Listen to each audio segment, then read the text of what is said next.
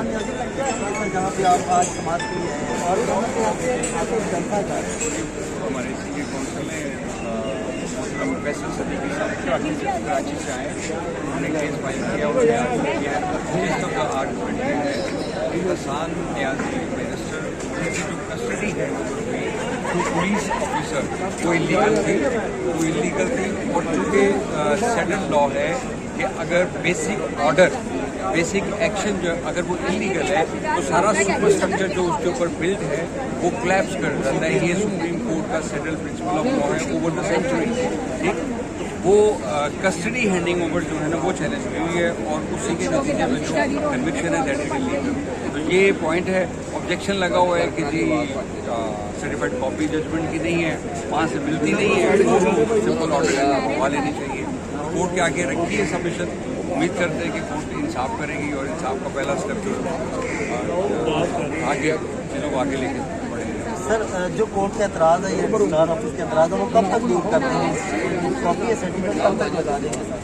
वो हमारे बस में नहीं है ना। We are helpless, we are helpless, we are helpless.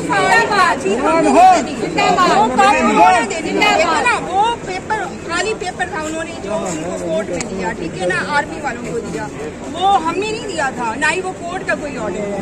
तो वो तो अगर सर्टिफाइड को ऑब्जेक्शन लगा रहे हैं तो सर्टिफाइड प्रोवाइड कर दें, वो हमने नहीं कॉपी की। तो फिर आइंदा की कार्रवाई कब होगी और इसमें देखिए आज वेट फॉर ऑर्डर है, अभी फैसला थोड़ी देर तक आ जाएगा। नाज़रीन आपने देखा यहाँ पर एहतजाज भी किया जा रहा है। आपने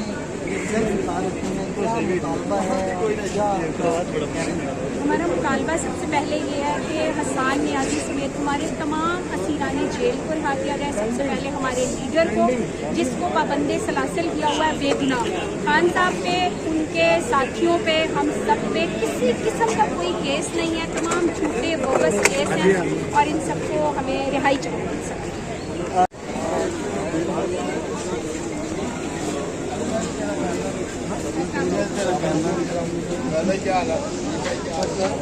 हम बल्कि विक्ट्री का निशान बनाते हैं, हमने हारना नहीं है किसी सूरत में।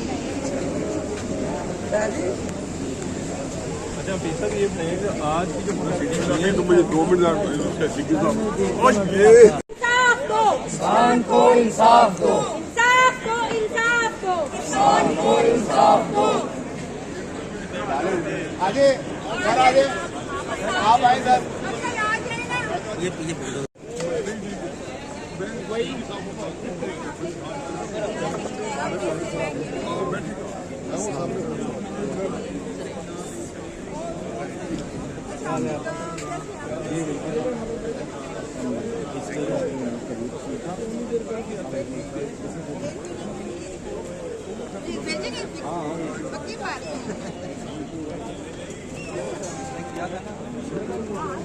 उनको बुला लेना इधर।